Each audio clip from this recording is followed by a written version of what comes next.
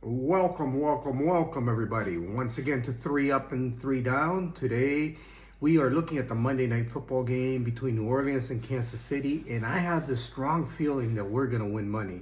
Hopefully, it's me, and if it's not me, hopefully it's one of you guys playing on Draftkings Monday Night Football, the DFS. I'm going to have quite a few entries in the $15 big money game, and I imagine a lot of you guys will too. For those of you not familiar with the channel, we give you 3 up players that I believe you should pay up for that will hit value, and 3 down, which is basically guys that are cheaply priced that I think could have very good games. Now, without any further ado, let's win some money. You know what? I'm in a kind of a lucky mood today. I have a feeling somebody's going to win big, but I'm going to go ahead and put on my lucky sunglasses. And just because I'm wearing red shirt and red sunglasses does not mean that I'm rooting for Kansas City. I could care less who wins as long as we all win some money. So starting in the 3 up category, the higher price players, I'm going to start off with a person right at the top of the board, Alvin Kamara, who is priced at $11,400. Now, the prices I'm giving you is not for the MVP. It is for the flex position, but obviously the MVP is going to be 1.5 times that. Now, Kamara has had over 22 touches in every game so far this year, and he is averaging 38 fantasy points. Now, if you look at it statistically speaking, just from an NFL or a football point of view, it's not been his best year by any stretch, but he has been used so much on that offense, and against a team like Kansas City, he's going to be used equally as much, provided there are no injuries. He had 19 rushes and 9 targets last week against Atlanta. I expect a similar workload. I believe Kansas City is going to be a very competitive game. And if anything, the Saints will be playing a little farther from behind.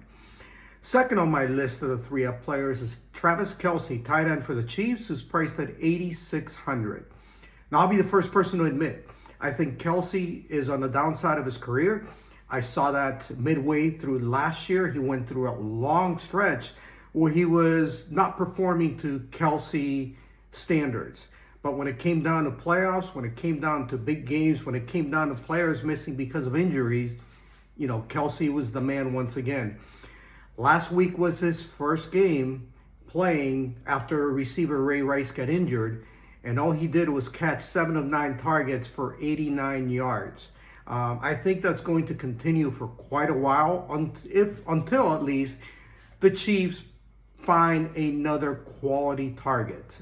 It may be Xavier Worthy, it may not, but right now Travis Kelce is clearly the number 1 option on the passing side for Kansas City.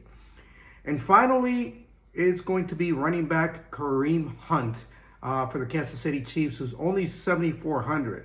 He is actually the 9th highest priced player. And, if I'm putting him in the 3 up category, I think he's almost a must have. Last week, he was active for the first time for the Chiefs. And that was because 2 weeks ago, Isaiah Pacheco got hurt. And Hunt had, I believe, 14 touches, 14 carries for 89 yards, and also had 2 receptions out of 3 targets. Carson Steele, who was the rookie running back that everybody was touting, had only 2 carries last week with Hunt active. Hunt is an experienced player. He's played in Kansas City before. I think he's going to be more active in the passing game now, and he has a week under his belt. And add to that the fact that Clyde Edwards-Helaire is going to be missing for Kansas City, so that gives him even less depth at the running back position. I definitely think he's a must-have on just about every format. Now we go to 3 down, the 3 players that are lesser priced, but I think could have big games. So we're going to start off again on the Kansas City side with wide receiver Justin Watson, who's only $3,400. I mentioned Xavier Worthy possibly being, in the long term, Kansas City's go-to guy now that Rice is out. But Worthy is a speedster. He was a very good player at Texas. And to be honest with you, I didn't know how fast he was until he got to the combine. He is a good receiver. but you can't go with just one receiver and one tight end. And I think Justin Watson has a real good chance to step in and be that number 2 receiver. And I think it starts this week. I think he's going to get at least 5 or 6 targets. If he can get 3 or 4 catches out of that, or maybe more, he's going to easily hit value. Next up is the Kansas City Chiefs defense. Seems like I'm going heavy Chiefs. 3, 4 of the first 5. I think that this is going to be a defensive game. I don't expect a 10-7 game, but I definitely don't see a 35-31 contest. Both teams have very solid defenses. New Orleans has I don't know if they scored 91 points in their first 2 games, so I don't know if that was an aberration or not. And they did that behind Alvin Kamara and a quarterback, Derek Carr. But in the last 2 games, they've only scored 36. Teams figure that out quick. Carr has thrown interceptions in each of his last 3 games. Kansas City's secondary is more than adequate. And add to that the fact that I believe the Saints offensive line is going to have a little bit of a problem with the Chiefs defensive line. And I think Kansas City, priced at $4,000, should easily hit value. Now the last one, I'm going to give you 2 guys, and it's going to be up to you. I mentioned both teams had very solid defenses. One of the things I look at every week is how the teams that are playing perform fantasy-wise against each position. And if you go down position by position, there is maybe one position where one of the teams was amongst the 10 worst. I like to pick top 10 worst defenses to go against the position. They are good against just about every opponent. The one thing that stuck out, the Kansas City Chiefs fantasy defense against tight ends is the worst in the NFL through 4 weeks.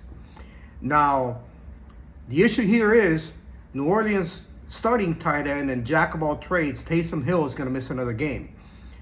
That leaves Foster Moreau as their starter.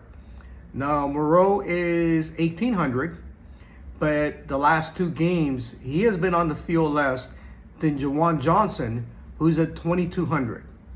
I think for the Saints to have a chance in this game, they are going to take advantage of the underneath stuff. They have to use either Moreau or Johnson.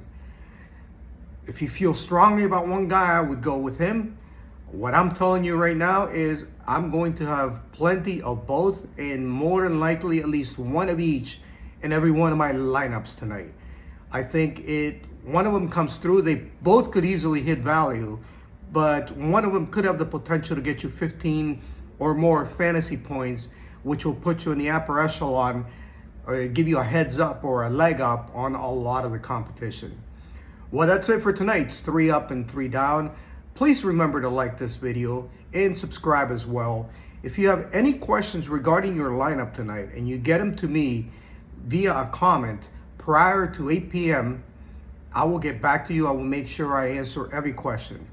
Until next time, I have a feeling someone's going to win a lot of money tonight. Good luck, everyone.